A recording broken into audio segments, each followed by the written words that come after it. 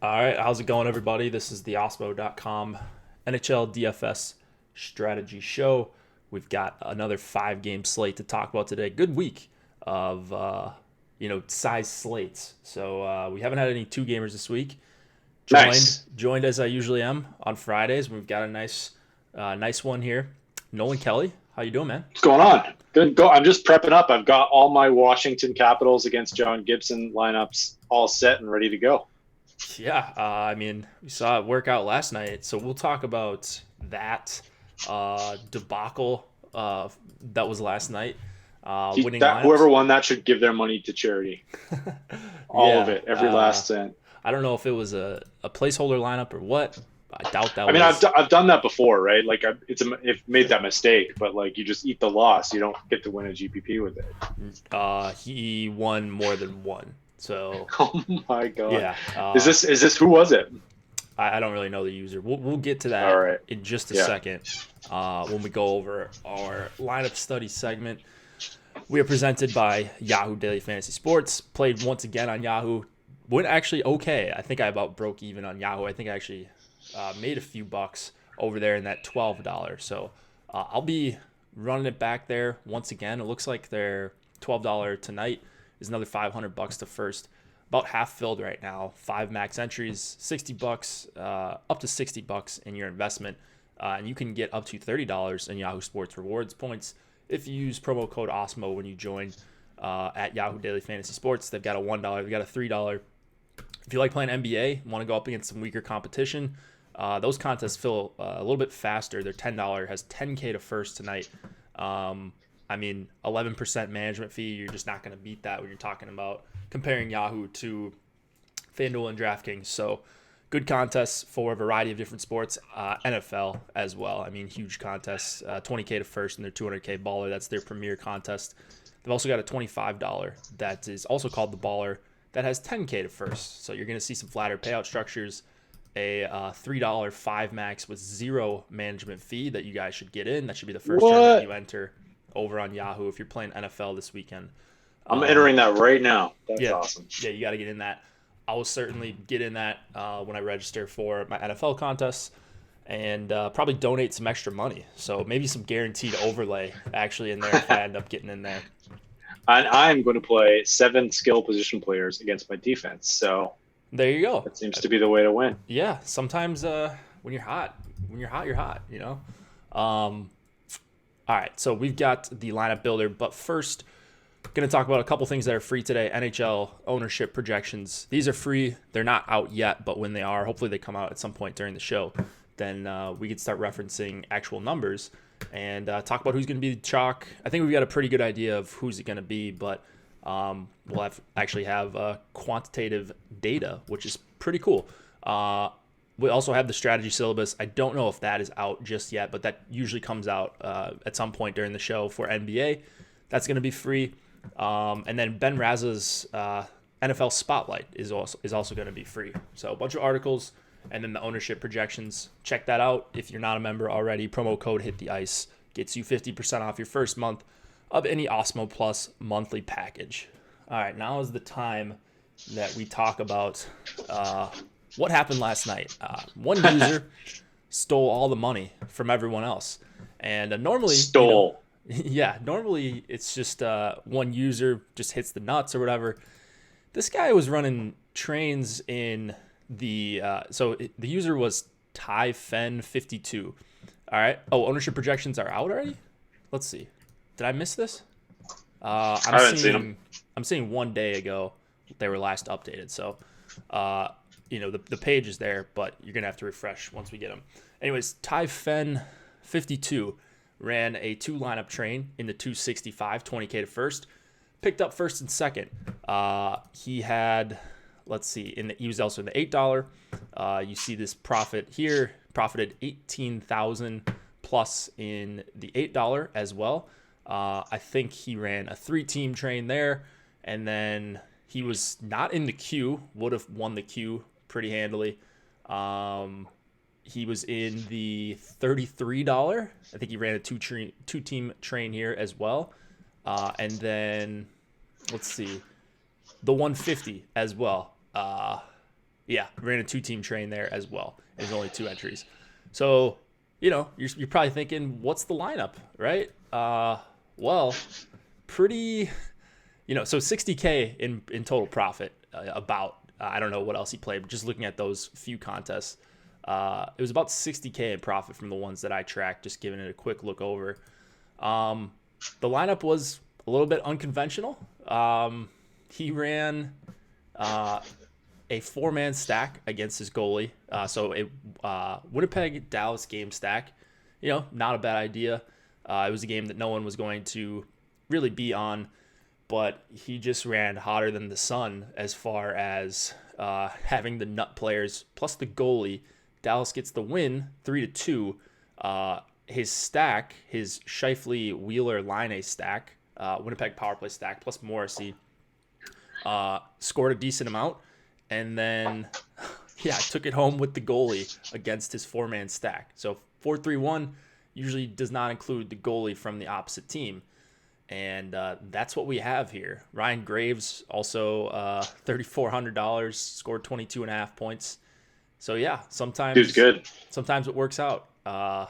I don't know if this was a CSV error or what happened, or I guess the theory I came up with was that he just entered in guys from late contests when he entered in his dummy lineup, and we just forgot to go back and edit it. So he just or like, I don't know about you, but like sometimes I've crunched and I've gotten too much exposure to a goalie, and I'll be like scrambling to change my goalie exposure, and then I make a mistake or something. So that could be as well. Could have been it too, but I just wonder with the trains, like, why would you? I don't know. Why would? Trains. I missed that. Yeah, so he had trains in like 3 out of the 5 contests. That's just gross, man. He had a 3-man train that binked the $8. Just gross. That's awful. Yeah, so I don't even know what to say about that. That's just like the worst thing that's ever happened in the history of DFS, I think, right there. So this kind of thing happens. I mean, 4 players versus a goalie. Yeah, I mean, you can run train. I mean, please do run trains, because it's going to work out like this every once in a while. But I think it's good in the long term if you got a bunch of trains here.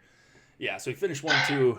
Paul says in YouTube chat, I mean, he finished 1-2-3 in the 8. He finished 1-2 in the 33, 1-2 in the 265. I mean, like I said, 60K in profit. He's just like a train is the same lineup multiple times in the same tournament by a user. So that's what a train means for anybody that doesn't know. Man, I don't know. I don't know if there's anything to learn from this other than sometimes you can just run incredibly hot and make a mistake in your lineup. I'm assuming this is a mistake. I'm assuming this guy knows what he's doing. It wasn't like his first time playing NHL DFS. Are they real or a DK computer? I don't think this is a DK computer. But I think those days are behind us. Yeah. Yikes. So that's what happens. That's what happens sometimes when you do a 4-man stack against your goalie and you win every large field GPP on the night. Was not a really good night for multi-entry players. You see a bunch of 150 guys finishing like 17 through 40 or so. Not a lot of them profited. Let's see. Did any 150er profit in the... Okay, there were... Nope, 0 150ers. Actually, one. Slewfoot profited in the $8 last night. So pretty brutal night. He only profited $263. The rest of us got smacked, losing a lot of us over half of our money. So, yeah. I don't know, man. It was just a brutal slate if you like even strength stacking, unless you went against your goalie, I guess. I don't know what there is to learn from that slate, from that top lineup, other than that's going to happen sometimes. Like, you're just going to have some really ugly slates, and that kind of thing's going to happen. So, whatever. On to tonight. Ready to talk about these 5 games? I'm ready. All right, let's go to Chicago and New Jersey. We've got a 3 implied total for the Blackhawks, 3.4 for the Devils. Corey Crawford and Mackenzie Blackwood expected to go. Any news here? Yeah, so Jack Hughes is back for the Devils. He's on the 4th line with Simmons and Wood. Rooney sits. He's also on the power play too. And Mirko Mueller as well draws in on the 3rd pairing tonight in place of Matt Tennyson. I think nothing new for the Blackhawks. Blackhawks played last night, right? They did. They played the Bruins. Right. So I think we have to. They didn't skate today, but Oli Mata is expected to be back in tonight as well on a pairing with Connor Murphy. So Duncan Keith plays retroactively on IR today, as well as Andrew Shaw. I'm expecting the same lines tonight because they won last night in OT versus Boston, but we'll have to check line rushes just to make sure. Usually, whenever Chicago's on the road, I'm super heavy on the team that they're playing against. Like, their numbers away from home are so bad defensively, but I had a ton of that Kane line last night, but just was paired them up with the wrong people. Yeah, it actually was, I think, a pretty good spot for the Kane line. I kind of glossed over that because no Bergeron and all that, but I think another pretty good spot for the Kane line. Another good spot, I think, for the top 6 for Chicago. Kind of surprised there's a 6.5 total here, or close to 6.5. Yeah. Alex is out at about 6.4. Jersey has the highest implied total on the slate, I think. I think second highest behind Edmonton, maybe, or right up there. Either way, looks like a pretty good spot for Chicago, even with the back-to-back offensively. The Devils just play so slow-paced, like snail's pace, so I'm not getting a ton of them, actually. If I run a lot of 3-2-1s, then Taylor Hall will end up in a lot of my lineups. Or if I'm running 3-3s, one thing I might consider doing is just putting Hischier, Hall, and Palmieri on the same line manually in FC and just running my 3-mans like that. Like, I find it hard to believe that the Devils score 4 or 5 goals here and those guys are not factored in somewhere. So it's going to hopefully help my caching equity, but also... Hischier's been so useless, though, He has. I mean, the whole Devils team has. Like, Hall isn't having a good year. And he's got trade talks going around.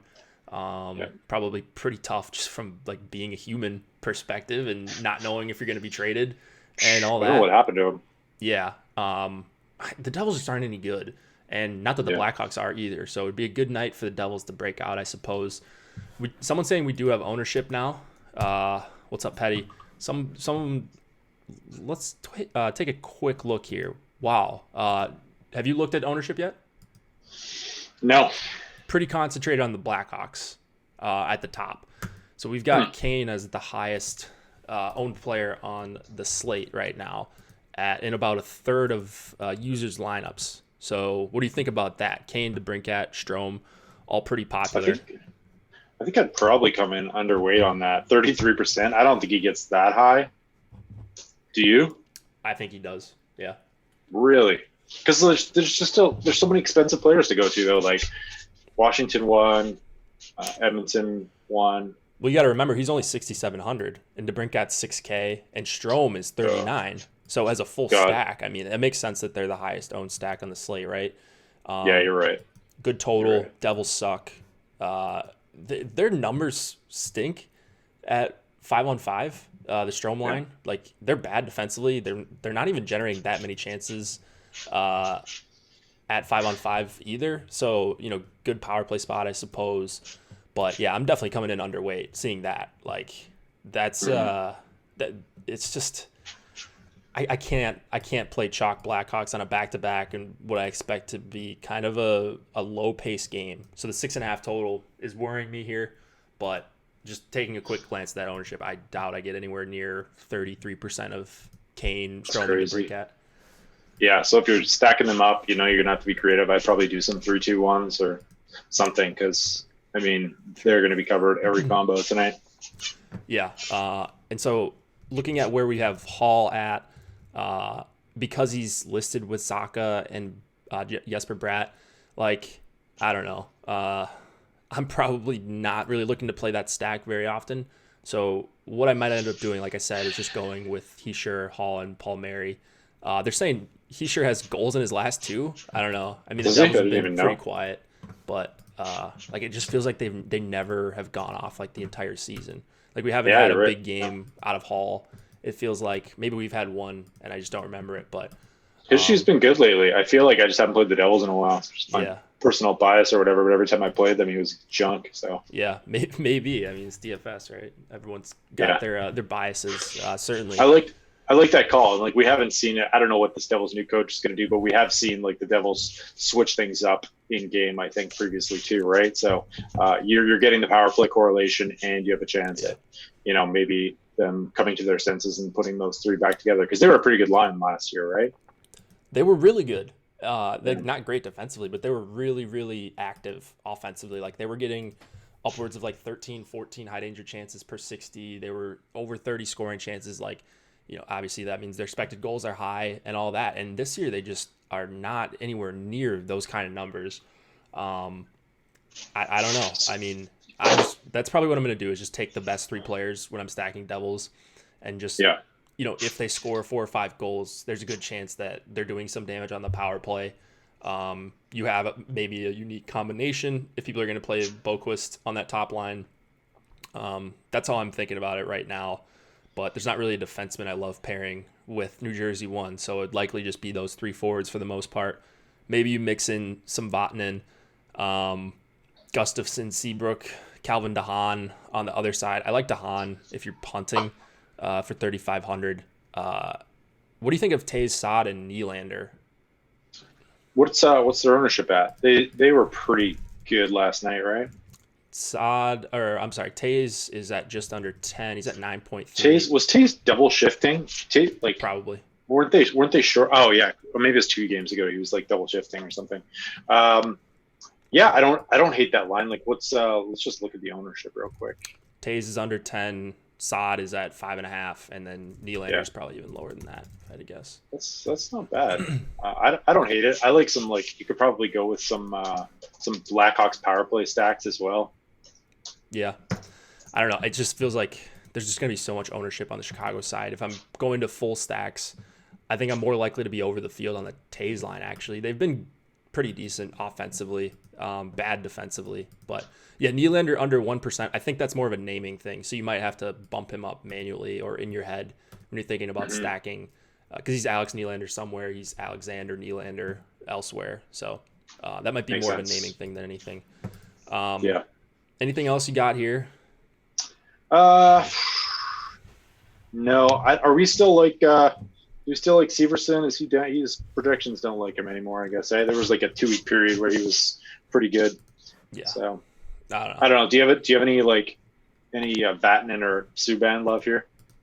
Gustafsson. If you're going with the New Jersey one that I suggested, Heischer, Palmieri, I guess you could consider Vatanen, but he's 5K. I mean, Subban hasn't done a ton this year. He's not on the top power play. Hard to play him. So I guess you can mix these guys in, but I'm not getting to these guys as priorities by any means. Like I have, let's see, above Vatanen, I have like 7 or 8 guys right now. So I'm probably going to be left out of the Vatanen big game if he has one here, and I'm pretty comfortable with that. Gustafsson? Yeah, that'd be your guy if you're going to Chicago 2. Where's he at? He's getting about 10% ownership. Power play. He's probably getting what he should be. Power play quarterback. Yeah. Hasn't done much this year, but man, he was good last year. So he was a stud last year at times. I think it was more he was playing top pairing. He was getting the minutes, the peripherals, and all that. Like he hasn't been seeing that many but minutes. Like with Keith out, I don't know why he wouldn't like see some sort of uptick here. But sure. I don't know. They just don't seem to be doing that this year as much. Like he's just not getting the minutes. So I mean, I think he's a fine play at this price, but not super exciting. All right, let's go to Montreal and New York Rangers. 3.3 implied total for the Canadiens, 3.3 for the Rangers. Carey Price going up against Alexander Georgiev for the second night in a row. For whatever reason, he saw 47 shots last night. Rangers are firing him up again for reasons I don't really know. Maybe Lundqvist is sick or is hurt, or what's going on there? Is it just they're riding the hot goalie, I guess? Oh, that might be it. Yeah, I didn't see anything. I mean, he does have back-to-back games where he's stopped like 70, so it's like 78 of 80 shots or something like that. So maybe that's why. 1-3 in a row. I could probably see that. Seems stupid to me, but yeah, they're running him out after he saw nearly 50 shots last night. Don't think anything is wrong with Lundqvist. Do you? Yeah, that's what I thought. He's sick. Okay, maybe he's got flu-like symptoms or whatever they call it. That's what some otherwise known as the flu. Yeah, maybe. Do Do we see any changes here? Number one. So I don't think so. We didn't have a Montreal. I don't. Both these teams played last night. Yeah. Yeah. So Kotkaniemi we got don't hurt, have I mornings. know that. What's that? Kotkaniemi got hurt, so Montreal 3 Yeah, looks different. Yeah, Kotkaniemi is hurt, and I think it's these. I don't know if these lines are right, but it's Suzuki, Wheel Cousins, and then Pekka, Thompson, Hudon. I don't know. I'm waiting to see what. I'm guessing like the top two lines will stay the same. There might be some like bottom six shuffling there for them, and I think everything is the same for the Rangers as well. Are we gonna see Domi with Armia and Lehkonen? Is that gonna be a line, or is that? That was what they did last night, I think. Okay, that's what they did with Kotkaniemi out. Because that I really really like that. That's the first time I'm seeing that. That sounds. I'm just gonna double check. But... Okay, well either way, I mean I love Montreal's top six here. That's gonna be a surprise to no one. Okay, Josh in chat says yes, Jake. I hope so. I hope so as well. Top six looks incredible to me on the Montreal side. How is Montreal not favored in this game? I know they've had like a really rough stretch here, but they've got the best line in this game, I think, by a pretty good margin. Danault, Tatar, Gallagher. You get to play they've got elite numbers. They're going up against a goalie that just saw 47 shots last night. With a defense, like there's no defense in front of them on this Rangers team. Like the Zibanejad line's been pretty poor. Strome line. Rangers have a better record. Do they really? Okay. Yeah. That must be 2 games in hand. Strome line got completely caved last night. Like I think they gave up 12 scoring chances and had one of their own at 5-on-5. Wow. So like that's nuts. I mean that's just all systems go for me here on the Montreal top six. If I had to choose just one line, it would be Danault, Tatar, Gallagher. But if Armia is going to be there with Domi, you can pair those guys up with Shea Weber. That's also a great option. Like there's just clear. There's two clear lines I love here. So I'm probably going to be over on both Montreal lines by a pretty good margin, I would guess. They're also not getting that much ownership, which is strange. Like the Domi's got more than Danault. So like Gallagher, as a whole, I guess is what I'm saying. Like Tatar is. Let's look at Tatar. Yeah, he's 14%. Like I don't know. I expected him to be in the 20 range, I guess, when the slate first came out. But I mean, that would be the only thing that would be keeping me off of them is just super high ownership. But if they're going to be like, and that's part of the reason why I was talking about Chicago too when we saw the ownership right away. If they're going to be lower, either of the Montreal top two lines, if they're going to be lower owned than Chicago too, I think that's a mistake. So that's just going to mean more Montreal for me. Take both lines. I think you can Josh stack them here. I don't know. I mean, pretty good chance we see Lundqvist if he's available. If he's sick, maybe a different story. They just ride it out. But yeah, I don't see how Montreal doesn't generate just all the chances in the world. So, maybe Georgiev's going to see a bunch of shots again and have another 45 save performance. I think that's pretty unlikely though. So I'll be riding with Montreal. Yeah, I'm right there with you. I'm happy to see that ownership suppressed. We've been targeting the Rangers all season long for good reason. Most high danger chances against, I think, in the league. Most scoring chances against in the league. So if Georgiev's not on his game, then we're good to go. Yeah. Do you like anything on the Rangers side? Are you leaning more towards one line or the other? I don't really have any hot takes, but I just got probably equal shares of the Strome and the Zibanejad lines. So I'm just kind of like going to pepper them in, I guess. Once I have a few shares, but I'm not like super high on them. Yeah, I mean, just based on what the Strome line did last night in terms of just getting demolished, I'm a little bit scared off of them. It's a 1-game sample. You shouldn't just take that to the bank and say they're going to be terrible. Like they shouldn't be that bad at 5-on-5, and you've got Montreal on the road back-to-back, so there's reasons to get to them. The ownership doesn't look very appealing for either of the top two lines for the Rangers. Like they're going to be about as owned as Montreal here when you add up the ownership for both lines. So yeah, you're probably going to get Lemieux at pretty low ownership playing with Zibanejad and Kakko. That's probably going to be the line I get to more of, but I'm going to be higher on both Montreal lines than either of the Rangers. I like it. Defenseman here.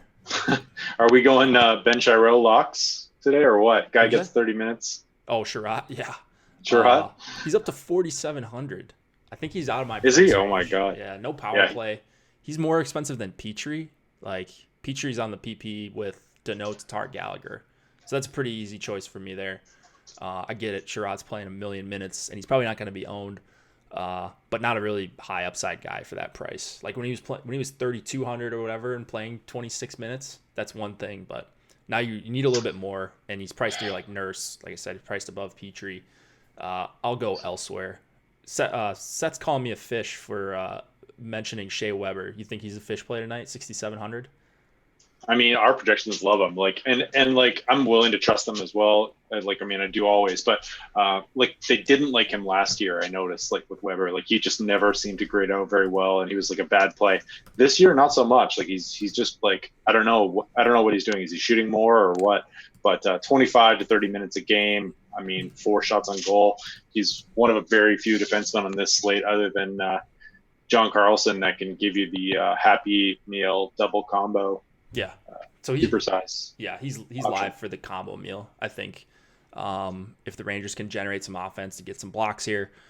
You've seen him hit it a bunch of times just looking through his game logs. He's been pretty consistent, attempting a bunch of shots. So, yeah, I've got no problem with Weber at 6,700. If you want to go with just the absolute goat of all goats and John Carlson or Clefbaum over him, that's what fine. What about Weber and Sherrod pairs?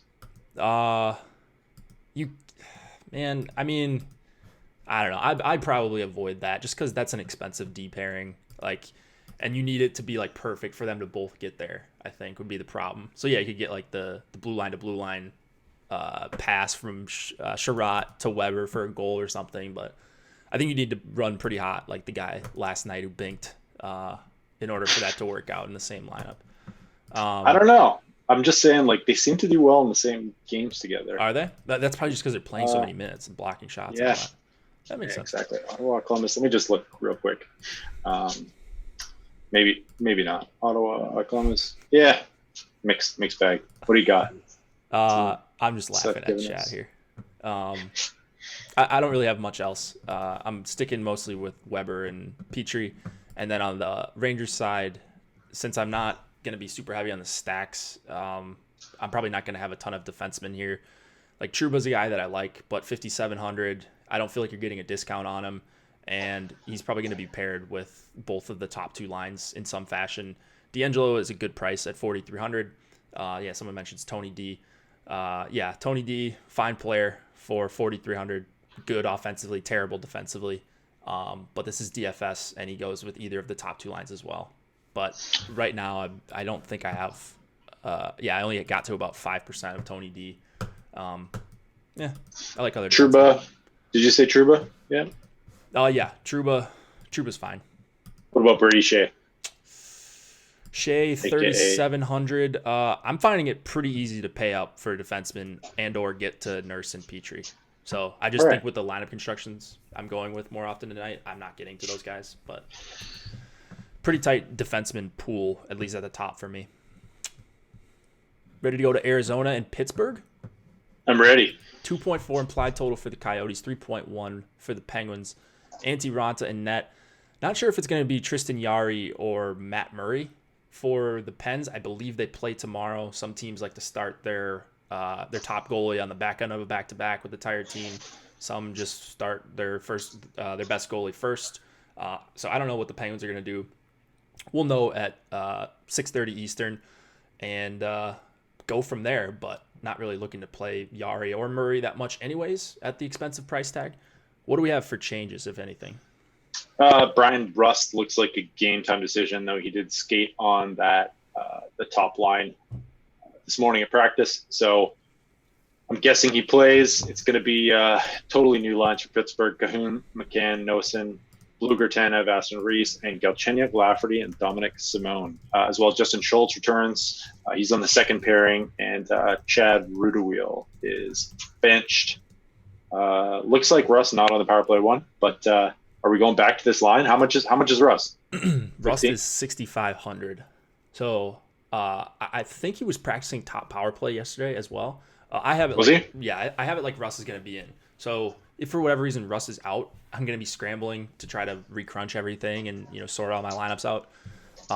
Because I love the line if Simone's on it too. But if Russ is going to be on at 6,500, yes, he's overpriced. Like if you just think about it in a vacuum, $6,500 Brian Rust shouldn't be a thing, but just We based saw on it work like last time this was a yep, question, right? yep, a couple Fridays ago I think it was. Won someone all the money. Yep, Gensel, Malkin, and Rust. They're expensive.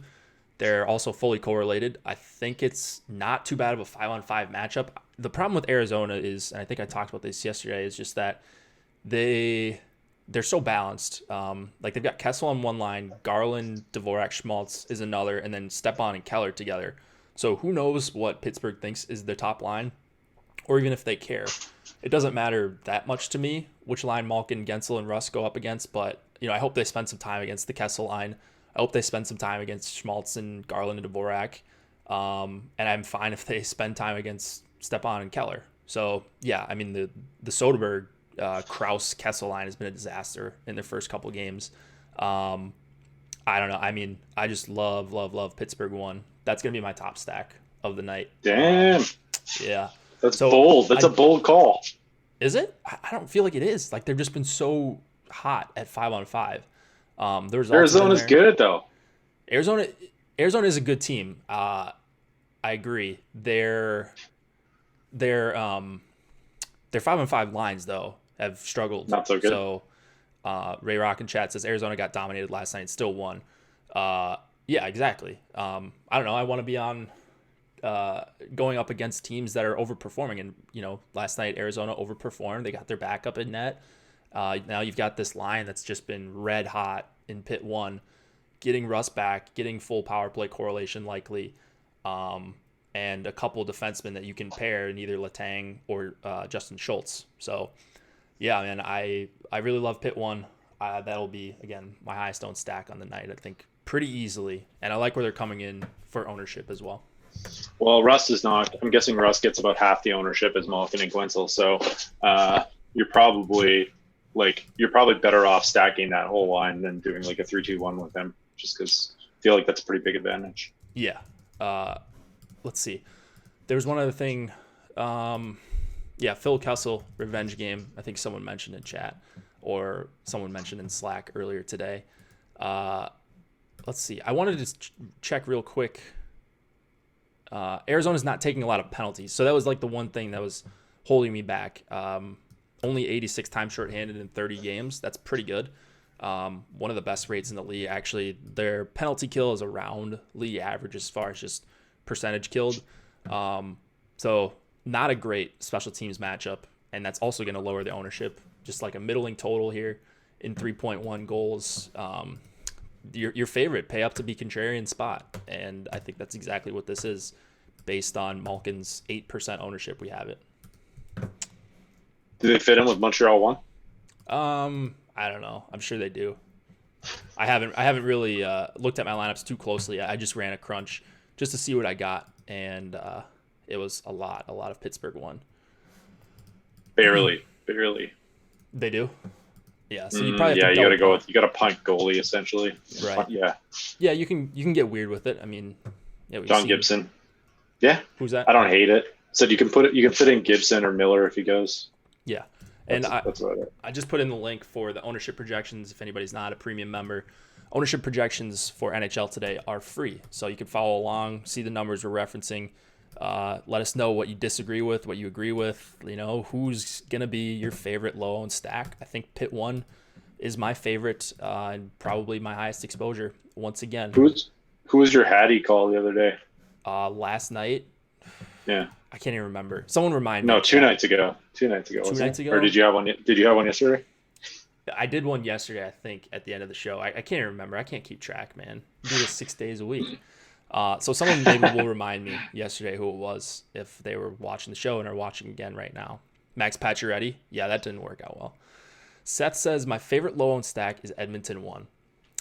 Very good. Schultz, Letang, like I mentioned, those are your 2 guys on D. You got some pretty cheap defensemen on Arizona's side. Ekman Larson, Chikrin, Goligoski. I mean, are any of these guys appealing to you? Demers is mid-salary. Osterley is mid-salary. I don't know. I like Ekman Larson at that price. I think that's kind of. I mean, he hasn't done much, hasn't had shots in a few games. Like he had one crazy outlier game where he had like 5 or 6 shots against Vegas or something. But I'm definitely gonna have some shares at that price. Yeah. Power play 1, like why not? Yeah, I mean, if you're stacking an Arizona line, and I'm not going to be heavy on, I don't think any of these Arizona lines. If I was, though, if you're going with Stepan Keller, probably want to pair Ekman Larson if you're going with a defenseman.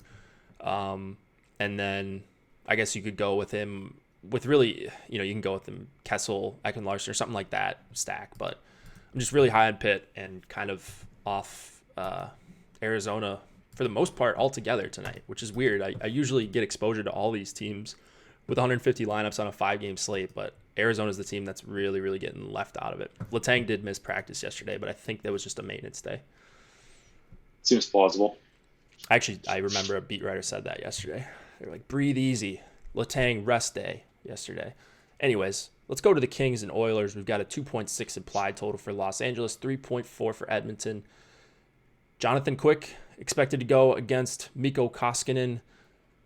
Man, pretty gross Edmonton lines, huh? Yeah, it's pretty gross. And then I saw Kyra scored the other day when they mixed these up, and I was like the one guy I faded. It was just ridiculous. But I don't know. I don't know what to do about these Oilers lines. I think they shuffled their bottom 6 as well. It's Gaetan Haas, Chason Granlund, Nygaard, Sheehan, Patrick Russell. Could be wrong, but I think they did something different last game. Yeah, I don't know. What are you doing with these? Do you like one over the other, or are you just Edmonton power play stacking? Edmonton is the absolute worst, but they're a reason I'm probably going to mix in like 3-2-1s tonight and like weird onslaught stacks in some percentage of my lineups, maybe like a third of my lineups or something like that. Because you've got McDavid, Neal, Archibald. Like there's a clear weak link there. Kara is kind of the weak link on the second line. I don't even hate playing Gagne for 3,200. No, but with Edmonton too, it's like not Edmonton too. Edmonton also with them, you're always live to have McDavid and Draisaitl with someone on their wing. So they, even though they're not on the same line, they are going to be in the same power play. They still do correlate really well to each other. They play incredibly well at 5-on-5 together. So I think what you could do is just stick Draisaitl on line 1 if you're using Fantasy Cruncher. You could just power play stack the Oilers and allow like 3 or 4 forwards plus a defenseman in Clefbaum. Because like it's impossible to not have exposure to this game if you're playing a bunch of lineups like I am. And so like when I run 3-2-1, it's essentially you just McDavid, Draisaitl, Neal, some combo of, Neal, Gagne, those guys. So it's really tough to not play them. And it's really tough to play their 5-on-5 lines. I know the second line got their last game with the full line goal.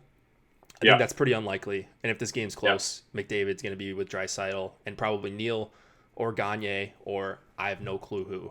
So just what I like doing the most is playing McDavid, Draisaitl, and Neal together, or Gagne, or someone like that, rather than even strength stacking these garbage lines. Yeah, I'm right there with you. I guess it depends. I just want to check on like these guys' ownership because like, I feel like if you're gonna get them, like Archibald was like crazy owned last time, so yeah. Like Archibald's at 8.7% on DK. All right. Like that. You like that? It's not great, right? No, that's not. Kara at 7%. Like, man, I just think it's pretty gross. So, like, take people. Go ahead. People are really buying into the 3-3 stack this year. I think that maybe that's why it's part of the reason why it hasn't been effective. I don't know. Like, I feel like those guys in past years would have been like half that ownership. Maybe. Yeah, maybe. I don't know. Man. Maybe. It's just a guess.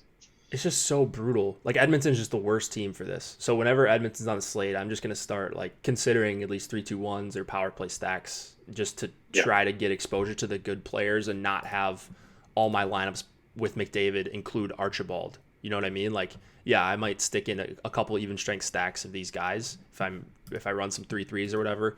But for the most part, when I play Edmonton, it's going to be McDavid and Draisaitl and whoever after that, most likely Clefbaum. And Yeah. LA has a third worst penalty kill, I think, in the NHL. Right. Edmonton, top power play. So, Yep. So that's the problem too. If things get going on the power play, even if they get one goal, and you've got a different lineup construction, you're probably going to be sitting okay if you have McDavid and Draisaitl and or Neal. Those three actually spent a good amount of time together last game against Ottawa when they were trying to come back against the vaunted Senators, I should say. That was a really weird game. Like Edmonton could have been up like 3 or 4-0 after one, and then they ended up losing the game pretty handily. You like anything on the Kings side here? I don't know. I feel like the Kings are due for, like, as a team, are due for like a little bit of positive shooting regression. They're second worst shooting percentage at all strengths in the entire NHL this year. So they're probably going to regress a little bit. They were full like 1.5 points down from where they were last year. And maybe it's just because they're shooting more. I don't know. But they were shooting a lot, I think, right? Like they had like the top. They were like averaging the most shots in the NHL for a while, I thought. Yeah. But what was I going to say? Yeah, I don't know. Like, I guess I'll pop in some, but I'm like not. I don't know. It's more just like low on filler stacks, I guess. But I don't really. What about you? So I thought maybe the Kopitar line would be an optimizer play. It looks like it's like on the verge of it, just like an over-owned line that is popular as a filler stack because we've got Kane, we got Ovechkin, McDavid, Draisaitl. Like we've got some expensive forwards. So as like a 3-man stack, I thought maybe they would be pretty popular. And I would come in below the field. Like I follows at under 8%. Like they're not terrible to stack as a full line when you consider sub 10% ownership. That's probably actually where I'm going to end up is around 10%. And I would just stack up Kopitar. I follow Brown. No problem leaving those guys on because they're fully correlated. Never really opposed to that. I know LA3 special place in my heart. They almost got me there a couple nights ago. I'd probably pass on playing a lot of them. And then I don't really like I don't even know how to pronounce his name. The second line center for the Kings. Like I wish they would have just left Amadio on there. They were super high event with Amadio on there in the few games that he played. Dude, I looked up his stats. Like he's pretty good in the KHL. Who's that? Corcoran? Is he? Corcoran? They were brutal in their last game, if I remember correctly. Maybe I'm thinking of 2 games ago. But anyways. Point a game for St. Petersburg last year. Kind of right up there with Nikita Gusev. Oh, was he? Yeah. Huh. I didn't know bad. that. Not bad. Yeah. Not I don't know, maybe I'm not giving the guy any credit, but I guess they're fully correlated. It's the second unit. I'm actually not getting to a lot of them though, and I feel like I always get to Toffoli and Carter. Maybe Toffoli one-off might be a guy I'm interested in. Just playing decent minutes these days, and he's 4,200, and he's a goal scorer. It's going to be Edmonton side for me in a landslide. They might be my highest exposed team with unconventional stacks, and including Clefbaum and Nurse, who I both love. Clefbaum's going to be my highest owned defenseman, and then Nurse is probably going to be in the top 5 or 6 for me pretty easily. Do you think there's a chance, just to decide, just to go back to the Montreal game for a second, do you think there's a chance we see a double down effort of that again? Montreal, number 1 in shots for per game this year. Rangers, number 1 in shots allowed. For what? Georgiev, just as teams. Oh. So, like a 4 stack going up against Georgiev. Like maybe he sees 40 shots and Montreal scores 3. Just saying. I mean, like, this is the perfect scenario for it to go back to back, isn't it? I guess it's plausible, but like I'm not allowing for guys against my goalie. I'm doing it once. Just as an homage to that guy. I'm going to build a train. I hope everybody does it. Like that is, yeah. You're just not going to repeat that. I'm definitely doing it once. Yeah. I'm doing it. We're going to talk about it tomorrow. All right, Monday. Fair enough. Tuesday. So, yeah, man, give me Clefbaum. Give me all the good players on Edmonton, and I'll just figure out the rest afterwards. But they're the reason for 3-2-1 that I'm running out some of those tonight. Yeah, I'm with you there. Like the Clefbaum play. Don't really get Nurse, I guess, as well. Still pretty good value. You got any like Doughty love? I don't know. No, not really. Not doing it for me tonight. Not really. I'm getting to some of Walker. His minutes have been jumping around. Like he was at 18, 25, 2017. I don't know where he's going to fall in. Matt Roy? Yeah, that's another guy you could punt with. Kind of like Arizona, but even cheaper. Not guys that have a bunch of upside, but if you have to throw them in, sure. If I was hand building, probably wouldn't get to any of these guys. All right, let's go to the last game of the night. Capitals, Ducks. We got a 3.4 implied total for the Caps, 2.7 for the Ducks. Braden Holtby and John Gibson in net. And anything new here? We are 1 day removed from an Anaheim 4 two goal night. Oh God. So if you want to go back now, they're on a heater. I don't have anything new. Washington played last night, so they did not skate. Did they play last night? No, two nights ago. I think they played 2 nights ago. 2 nights ago, but they didn't. No changes that I saw. And then I think the Ducks are all the same. I saw like Iceman Cometh didn't really tweet anything crazy, but I think the goalie's a game time decision, though they're expecting Gibson to go. I would expect it to be Gibson. I would just leave Gibson in. I think he's a little bit more expensive than Miller. So you could always swap down if you need to. And remember, just random thought, remember maybe like a month and a half ago when Miller got, like we were expecting Gibson and dude, Miller that's the night that I had the hammer in the and I won 5K and I had to switch and I had to choose between Mrazek and Miller. Yeah. Yeah. And I hit you up and you're like, Miller. Yeah. So you won that night. I remember Tom and I both had pretty big that's right. Yeah. That and so Gibson, there we go. Gibson was like 10% owned or whatever that night, which is just, I mean, it's crazy for a guy not starting, even in the late game. Like you have 30 minutes to react. So maybe we see that again if it ends up not being Gibson. I thought I was going to get to a ton of Capitals here, but like I mentioned, I'm hammering a bunch of chalk plays tonight, so nothing unusual, but I like Montreal a lot. They're much cheaper. I like Edmonton a ton and some unconventional ways to get there. And then who's the other team? Oh, Pittsburgh. So I'm getting to a lot of Pittsburgh top line as well. And then you look at where Ovechkin's at. He's at 26.5% ownership. So we've got him being extremely popular. Same with Kuznetsov. Same with Wilson. And it is a good spot. There's no doubt about that. I don't think there's any line that you need to be scared off from Edmonton as far as hard matching here. Something that's a little bit worrisome is just that Kuznetsov, Ovechkin, and Wilson are really bad defensively. So maybe they spend a lot of time in their own end. That's always the concern for me. I'm getting to some of the Eller line. It's not really a matchup thing. It's just they're cheaper. They've still got 2 guys in the top power play. Varana's playing really well. He's a guy that I'm looking to one off again if I'm doing 3-2-1s. And then they're just lower owned. So I'm kind of more drawn to the second line here on Washington. Maybe that'll come back to bite me, but you can stack them up with Carlson as well. So I like Washington, but not as much as I like other spots, especially when you look at the ownership here. Yeah, absolutely. Nick Backstrom as well is out again tonight. I forgot to mention that. I like that too. I like all those calls. I think like for whatever reason, this Washington 2 line is just not getting any ownership. So if they're going to continue to be 5% owned, I'm going to continue to try and be over the field. They're reasonably priced. They have huge upside. So I like that a lot. I don't know what the hell to do with the Anaheim side of things. Like I just have no read or feel for their lines or what they're going to do. I do like Gibson as well as a contrarian play. 1, he's cheap. 2, he's good. 3, he's not getting any ownership. So we don't usually like to target going up against Washington, but I think tonight you certainly can as a way to differentiate from some of your chalkier lineups. Who'd you say you liked for Anaheim? Did you say you liked someone? No one. I don't know. Okay. Tell me, man. No, I wish I could. Like Kasha's no good anymore. Is that right? I don't know. He hasn't done anything. Are these lines correct? Steele, Raquel, Silverberg. Yeah, those are the same lines they had last game too. Okay. I thought I saw maybe something change, but yeah, that line, I guess it's fully correlated. That's probably going to be the line that everybody just pops in there because it's cheap and it's Washington. Like Washington's not going to grade out as too tough of a matchup. So I understand that. I mean, Getzlaf needs some better line mates, I think.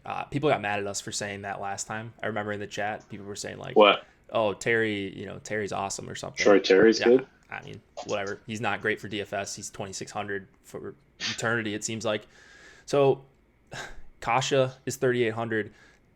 Like, been waiting for the breakout. It hasn't really come here. Washington's depth isn't super strong. So maybe you go with like a Henry Kasha 2-man stack or something like that. You can leave in Richie. Yeah. That line seems to do well historically when they're on home ice and get the benefit of last change. So I doubt they're going to see a lot of time against either of the top two Caps lines. So maybe that's a way you get a little bit different. The Ducks are they're just brutal for DFS lately. They're brutal. Yeah, like you could be fine just not playing them, I think. Yeah. Just go with the testy Anaheim 4 stacks. Oh, God. Brutal. What do you think about Carlson? You were kind of stubborn on him last time, 7,500. Nailed that one, right? I don't know, man. Like, I guess just keep playing him. I mean, he's just so the assist numbers have to come down, right? I mean, if they will. They're going to come down, certainly. But is this really the spot where you want to hop off the train? I mean, Anaheim, they take a decent amount of penalties if you just look at rates, games, and time shorthanded and all that. 77.2% penalty kill. That's bottom 10 in the league. You've got Ovi. It just feels like Carlson's always in a great spot. He's just expensive. So 7,500. I'm playing a lot of him right now. He's my second highest owned defenseman behind Clefbaum. So yeah, I think, and you're going to get ownership discount as well off all these other top guys tonight. So he's probably about half to a third owned as some of the other top plays. So why not? Yeah, that's crazy to me. I think. Okay, so we've got Clefbaum at nearly 20%. Looking at the other defensemen, just kind of scrolling through a few of these guys. Trouba, we've got more ownership than him. Gustafson, different price points, but yeah, I mean, I'll spend up on my D spots all day with Carlson and Clefbaum and guys like that, Letang, I think, as well. Any other defensemen you want to mention or anything else here before we head on up? No, I don't think so. I think maybe like Del Zotto as a punt is probably the best $2,500 defender, but it's that's weird. About it. Yeah, I'm surprised he's always priced down there because like when he's in, he's almost always getting 20 minutes and he blocks shots. Yeah. And all that. Yeah, he does a lot. Like he's a high event defenseman, but he's just really bad. But he's good for DFS. I guess not a bad call if you're looking to pure punt. Yeah, I think there's a couple guys. Chris Russell, I guess, but kind of a low ceiling there for him. Goalie plays. We gotta, and then our hat trick play, and then we'll get out of here. By the way, guys, if you could drop us a like, I forgot to ask at the beginning of the show, but if you could, that would help us out. Helps us continue to be on this YouTube channel. So if you like the content, feel free to drop us a like. It really does help us out. Any goalies you are eyeing up tonight? I like a few. Yeah, I think Georgiev is like going to be a really I think could go sour pretty quickly, but he's also probably has like some of the highest upside on the slate because the Rangers are going to give up a ton of shots. Koskinen as well. The Kings have the 4th most shots in the NHL. He's probably the safest play with some baked in upside and our highest projected goalie. And then I think Gibson is my favorite punt play. Okay, I like Koskinen. I really like that call. Crawford is starting. I guess he's confirmed now. Nothing surprising there because Leonard went last night. Who else? Who else do I like here? Georgiev. I mean, it's kind of hard not to play him if you're multi-entering, especially if you're not correlating your goalies because he's 8K, but it's a winnable game. Just looking at the Vegas odds, I think it's more likely he gets lit up. But if you're not playing Montreal, you're not super heavy on them, like he's going to see a lot of shots. He almost always does, whoever's starting for the Rangers. So if it was Hank here, I'd be more keen on the Rangers goalie, but still, like he just projects for so much volume game to game.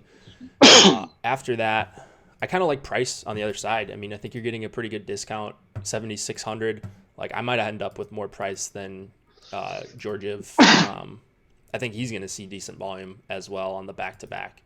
So, and hopefully he has some goal support. So we'll see. Josh Stack Montreal against Georgiev, and you're good to go. Yeah, I think this is one of those where I was talking about last night where if you're stacking up one of these teams, maybe think about correlating the goalie with that team because there's going to be hopefully shots to go around on both sides. Price, frowny face, Aaron says in chat. Yeah, he's burned us a couple times, but who hasn't, right? Who hasn't? Carolina 2. Kill me. Oh man, they were bad last night. Boston didn't do anything. I mean, let's see here. Where is the strategy syllabus? All right, I believe this is supposed to be free today. Hey, sorry, I just wanted to mention as well that NFL, that no rake tourney on Yahoo, it's almost full. So if you want to get in on that, What? get it now. There's It's like there's like 500 entries left. Oh, the $3. The $3. Okay. Yeah. Yeah. Is there another one? No, I was thinking like guaranteed overlay or whatever. But that one.